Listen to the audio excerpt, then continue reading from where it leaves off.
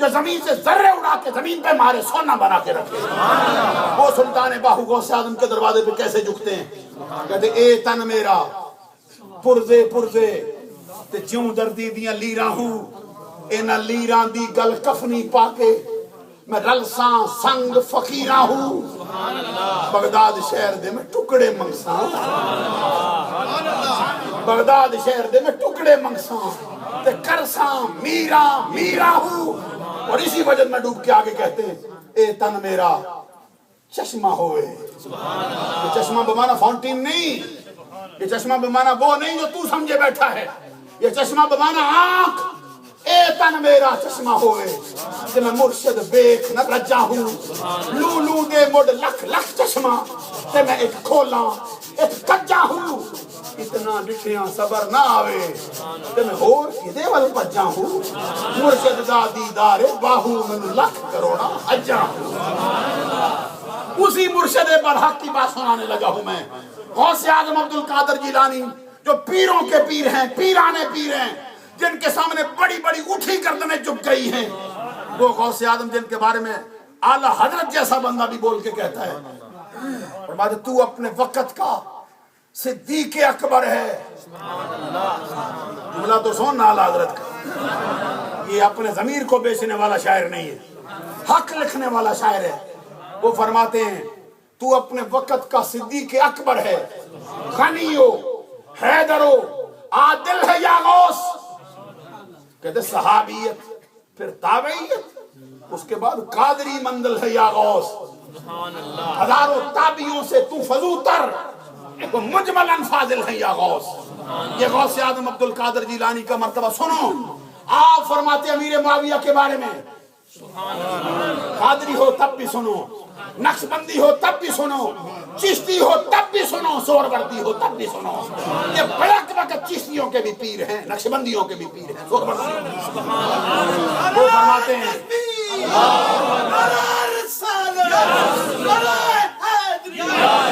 وہ فرماتے ہیں غوث اعظم عبد القادر جیلانی رضی اللہ تعالیٰ عنہ سے پوچھا گیا امیر معاویہ کے بارے میں. آپ فرماتے ہیں مجھے پتہ چل جائے گا کسی راستے سے امیر معاویہ کی سواری گزرے گی.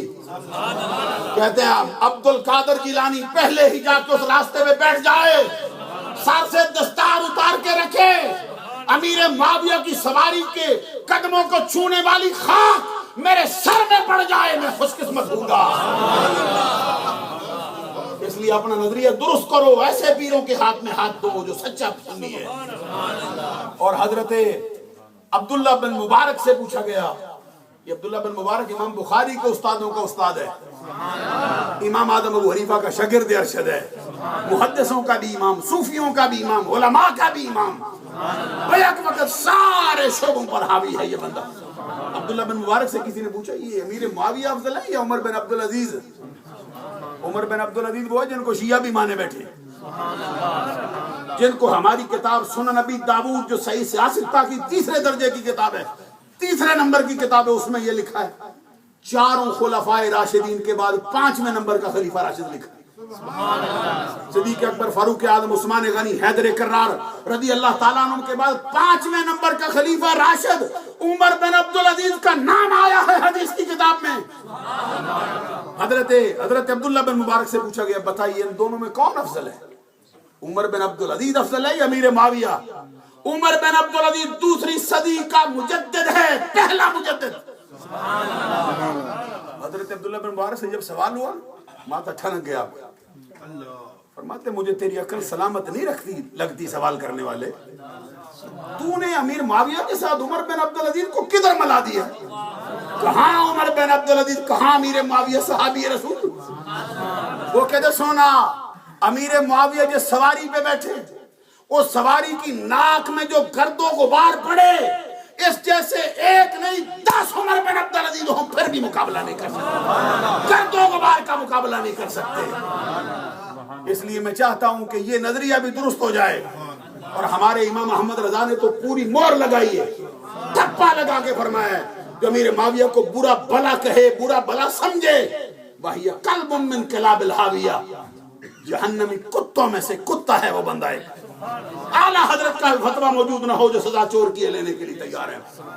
अब मैं बताने लगा हूं इमाम नसाई के यहाँ भी जो मारा हजरत अली की मोहब्बत में गया है, अगर अमीर माविया कोई मामूली दर्जे की हस्ती होते ये हदीस नकल न करते। अबू सईद खुदरी उनसे न सुनता। वो क्या कहते सहाबा का मजमा लगा था।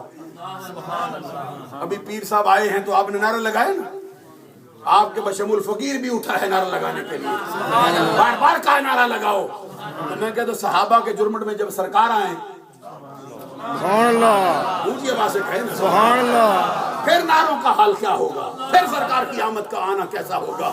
मैं कहता हूं कभी रात को सोए आपने बटन भी खोल ले जारी तौर पे, दुरूदो सलाम के नजराने पढ़ के फिर सरकार की तरफ अर्ज कर। सुना है आप हर आशिक के घर तशरीफ लाते हैं, मेरे घर में भी हो जाए चला यार। वो आने में देर नहीं लगाते, ये नहीं देखते ये बंदा कौन है, खानदान कैसा है, रंग कैसा है, वो देखते हैं दिल कैसा लेके आया है।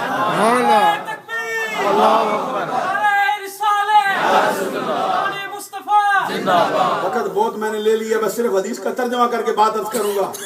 हजरत अमीर माविया कहते सहाबा का मजमा लगा था, इसी दौरान सरकार की जलवागरी हो गई। सरकार ने आते ही सहाबा से पूछा मा अजलसकुम, क्यों बैठे हो, क्या काम है, सारे काम काज छोड़ दिए, दुनियावी मुशागल छोड़ आए हो, अब क्या करने बैठ गए हो। सहाबा के नाम ने अर्ज किया सरकार दो कामों के लिए बैठे। पहला ये है कि हमारा सीना जो है अंधेरा था, इसमें कुफर की जुल्मत थी, ये अंधेर नगरी था हमारा सीना। रब्बुल जलाल ने इस्लाम की शम्मा से हमारा सीना रोशन किया है, इस्लाम की शम्मा जल गई है, रब ने जुल्मत दूर की है, अंधेरा दूर हुआ है, इस्लाम की रोशनी आ गई है हमारे साथ। हम अल्लाह की बारगाह में दुआएं मांगते हैं, उसकी सना करते हैं, उसकी हमद करते हैं। दूसरा काम क्या है सुनिए, कहते कद मन्ना अलैना बिक, जरा अल्फाज की तरफ तवज्जो करो, सारे काम काज छोड़ के मेरी बात की तरफ। सहाबी कहते मन्ना अलैना बिक, आका रब ने आपको बेच के जो एहसान किया है, जो आपकी वजह से उम्मत मोहम्मदिया पर एहसान हुआ है, उसका शुक्रिया अदा करना, यानी तेरा मिलाद मनाने आए बैठे। जवाब में सरकार ने फरमाया कसम उठाओ सिर्फ इसी काम के लिए आए हो। सहाबा किराम ने कहा अल्लाहुम्मा अजलसना इल्ला ज़ालिक, आका अल्लाह की कसम सिर्फ इसी काम के लिए। मैं कहूंगा तुम भी बता दो जमाने को, इल्जाम लगाता है जमाना, खाना खाने आते हैं, नारे लगवाने आते हैं, पैसों के लिए आते हैं, नहीं खुदा की कसम सिर्फ नबी के मिलाद के लिए। जब सहाबा किराम ने कसम उठा के कहा ना सरकार सिर्फ इसीलिए, तो सरकार ने फरमाया कसम उठवाइए, झूठा नहीं समझा। आका पर कसम क्यों उठवाई है, फरमाया एक खास बात बताने के लिए। वो क्या है, फरमाया इन्नमा आतानी जिब्राइलो, अभी अभी जिब्राइल आए थे, अखबरानी खबर दे गए मुझको, इन्नल्लाह अज़्ज़ा व जल्ला युबाही बिकुमुल मलाइका, रब्बुल जलाल फरिश्तों को बुलाकर इस महफिल पे नाज कर रहा है।